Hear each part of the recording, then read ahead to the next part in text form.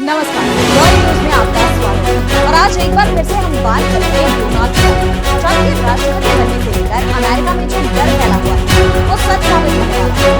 Trump America का संविधान बदलने की तैयारी कर रहे हैं। वो व्लादिमीर पुतिन के राष्ट्रपति बनने का संकेत दे रहे हैं। क्या अमेरिका में लोकतंत्र के लिए बड़ा संकट पैदा करने वाले हैं डोनाल्ड ट्रंप का खतरनाक प्लान आया सामने। इसी पर हम करेंगे चर्चा, लेकिन आइए जरा उन खबरों को भी देख लें जिन पर आगे होगी बात। इजराइल पर तुर्की की बड़ी कार्रवाई, श्रीलंका में संसदीय चुनाव के लिए वोटिंग जारी, और चलते चलते में देखेंगे बांग्लादेश में अल्पसंख्यकों के अधिकार होंगे सीमित। तो अमेरिका के नवनिर्वाचित राष्ट्रपति डोनाल्ड ट्रंप वो करने वाले हैं जिसका डर अमेरिका को पहले से ही लग रहा था। कमला हैरिस अपने प्रचार में दावा कर रही थी कि ट्रंप अगर चुनाव जीतते हैं तो वो संविधान को बदल सकते हैं। और अब ट्रंप की तरफ से साफ संकेत मिलने लगे हैं कि जैसे ही उनके हाथ में सत्ता आएगी वो पहला काम संविधान बदलने का करेंगे। डोनाल्ड ट्रंप ने रिपब्लिकन नेताओं के सामने राष्ट्रपति के तौर पर अपने तीसरे कार्यकाल पर विचार करने की बात कही है। प्रतिनिधि सभा के लिए चुने गए रिपब्लिकन नेताओं के सामने अपने भाषण के दौरान उन्होंने कहा कि मुझे संदेह है कि मैं तब तक दोबारा चुनाव नहीं लड़ूंगा जब तक आप नहीं कहते। उन्होंने आगे कहा कि वो अच्छे हैं, हमें कुछ और सोचना है। यानी ट्रंप ने साफ कर दिया है कि वो एक और चुनाव लड़ने को तैयार है।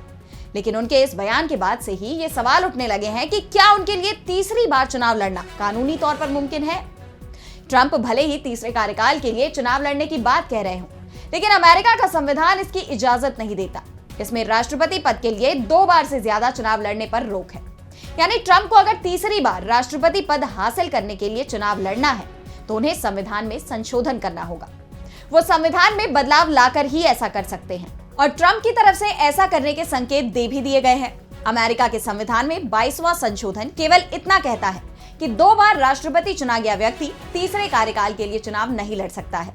इसमें आगे कहा गया है कि और कोई भी व्यक्ति जिसने किसी और व्यक्ति के निर्वाचित कार्यकाल के 2 साल से अधिक समय तक राष्ट्रपति का पद संभाला है या राष्ट्रपति के रूप में कार्य किया है, वो 1 बार से अधिक राष्ट्रपति पद के लिए निर्वाचित नहीं होगा। राष्ट्रपति जॉर्ज वॉशिंगटन ने केवल 2 कार्यकाल तक पद पर बने रहने की एक मिसाल कायम की थी। हालांकि राष्ट्रपति फ्रैंकलिन डी रूजवेल्ट ने इस अलिखित मिसाल के खिलाफ जाकर 4 बार राष्ट्रपति पद संभाला था। ऐसा करने वाले वो अमेरिका के इकलौते और पहले शख्स हैं, जिसके बाद 1951 में अमेरिका के संविधान में 22वां संशोधन किया गया था। और अब ट्रंप इस संशोधन को रद्द करने की तैयारी में है।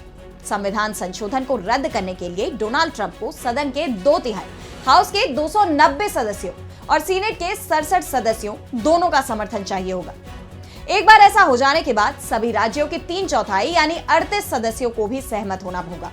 इस बीच अमेरिकी राष्ट्रपति चुनाव में ट्रंप की जीत के बाद जो बाइडेन की तरफ से सत्ता हस्तांतरण की प्रक्रिया को शुरू कर दिया गया है। उन्होंने डोनाल्ड ट्रंप को व्हाइट हाउस में बैठक के लिए बुलाया था, जिसके बाद ट्रंप व्हाइट हाउस में राष्ट्रपति बाइडेन से मिले। यहाँ दोनों नेताओं ने एक दूसरे के साथ हाथ मिलाया। मुलाकात के दौरान बाइडेन ने ट्रंप को राष्ट्रपति चुनाव में जीत की बधाई दी, साथ ही सत्ता के स्मूथ ट्रांजिशन की बात दोहराई। ट्रंप 20 जनवरी 2025 को राष्ट्रपति पद की शपथ लेंगे। अमेरिका में यह परंपरा रही है कि वर्तमान राष्ट्रपति चुनाव के बाद अगले राष्ट्रपति के साथ व्हाइट हाउस में औपचारिक मुलाकात करते हैं। इस मुलाकात को सत्ता सौंपने की प्रक्रिया की शुरुआत के तौर पर देखा जाता है। हालांकि जब डोनाल्ड ट्रंप 2020 में जो बाइडेन के हाथों राष्ट्रपति चुनाव हार गए थे तो उन्होंने बाइडेन को मुलाकात के लिए आमंत्रित नहीं किया था। और अब बढ़ते हैं अगली खबर की ओर, जिसमें हम बात करेंगे मिडिल ईस्ट की। तो गजा और लेबनान पर इजराइल के हमले के विरोध में तुर्की ने बड़ा कदम उठाया है। तुर्की के राष्ट्रपति रेसेप तैयप एर्दोगन ने घोषणा की कि तुर्की ने इजराइल के साथ सभी संबंध तोड़ दिए हैं। एर्दोगन ने कहा कि तुर्की गणराज्य की सरकार मेरे नेतृत्व में इजराइल के साथ किसी भी तरह का संबंध जारी नहीं रखेगी और हम अपने इस रुख पर अड़े रहेंगे। इससे पहले मई में तुर्की ने इजराइल पर व्यापारिक प्रतिबंध लगाए थे, लेकिन अब भी तुर्की के राजनयिक मिशन तल अवीव में खुले और संचालित है, जिन्हें अब पूरी तरह से बंद किया जाएगा। एर्दोगन ने यह भी कहा कि तुर्की इजरायली प्रधानमंत्री बेंजामिन नेतन्याहू को गजा में किए गए कृत्यों के लिए जवाबदेह ठहराने के लिए हर संभव कदम उठाएगा।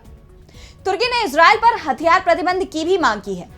और इस बीच लेबनान में हिजबुल्लाह के पलटवार में इजराइल के 6 सैनिकों की जान चली गई। इसके साथ ही लेबनान में हिजबुल्लाह के खिलाफ लड़ाई में जान गंवाने वालों इजरायली सैनिकों की संख्या 47 हो गई है। इजरायली मीडिया ने बताया कि इजरायली सैनिकों ने एक गांव में छापेमारी की थी। उसी दौरान एक इमारत में छिपे हुए 4 हिजबुल्लाह लड़ाकों ने सैनिकों पर फायरिंग कर दी। इस हमले में सैनिकों की जान चली गई। सेना के जवाबी हमले में हिजबुल्लाह के 4 लड़ाके भी मारे गए। वहीं हिजबुल्लाह की तरफ से दावा किया गया है कि उसने तल अवीव में इजरायली सेना के मुख्यालय पर बैलिस्टिक मिसाइल दागी है। हालांकि इजरायली रक्षा मंत्रालय ने हिजबुल्लाह के इस दावे को खारिज कर दिया। तो दूसरी तरफ लेबनान में इजरायल ने बेरूत के आसमान के इलाके में हवाई हमले किए हैं। लेबनान के स्वास्थ्य मंत्री ने बताया कि इजरायली हवाई हमले में 78 लोगों की जान चली गई।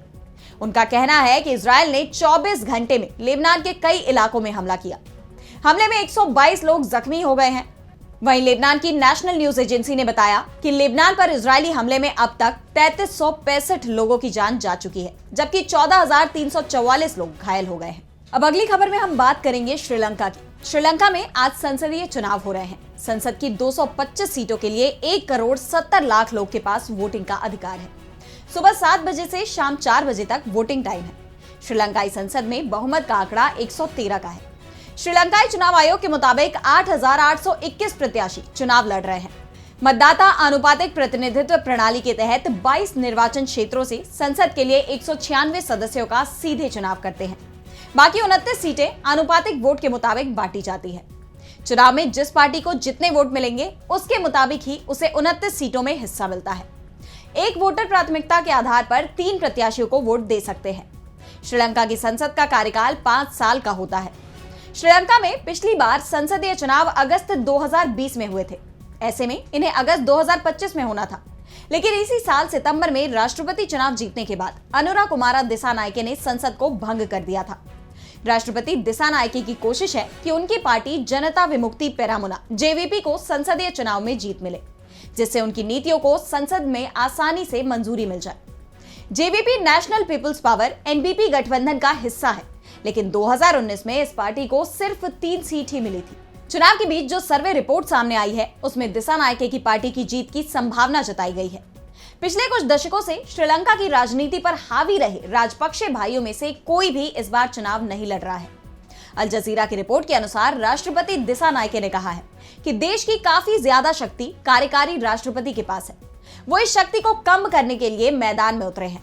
इसके लिए उन्हें संविधान में बदलाव करने की जरूरत पड़ेगी और इस काम के लिए उन्हें 2/3 सीटें चाहिए।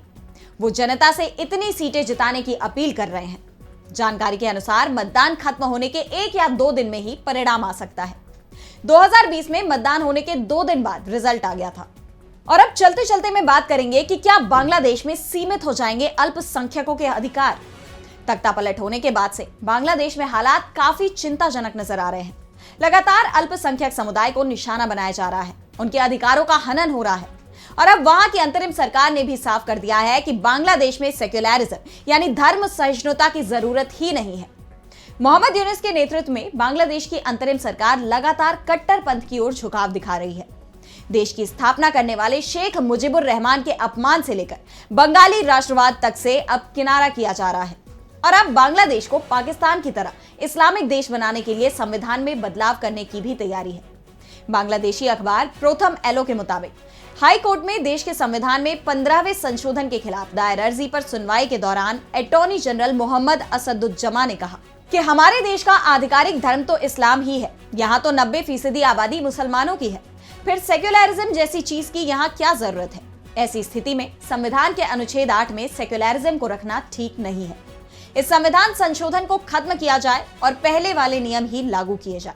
बता दें कि शेख हसीना सरकार के दौर में 3 जुलाई 2011 को बांग्लादेशी संविधान में किए गए संशोधन के तहत देश को सेक्युलर घोषित किया गया था और शेख मुजीबुर रहमान को राष्ट्रपिता माना गया था। इसके तहत महिलाओं का प्रतिनिधित्व बढ़ाने को भी मंजूरी मिली थी। एक तरह से उस संविधान संशोधन को बांग्लादेश की राजनीति में बड़े बदलाव के तौर पर देखा जाता है और अब उसे ही हटाने की तैयारी है। माना जा रहा है कि बांग्लादेश की नई सरकार का विचार बंगाली राष्ट्रवाद की बजाय इस्लाम के आधार पर राष्ट्र की अवधारणा की ओर जाने का है। तो आज इस वर्ल्ड बुलेटिन में इतना ही। अब मुझे दीजिए इजाजत और देश दुनिया की तमाम बड़ी खबरों के लिए बने रहिए डीबी लाइव के साथ। नमस्कार।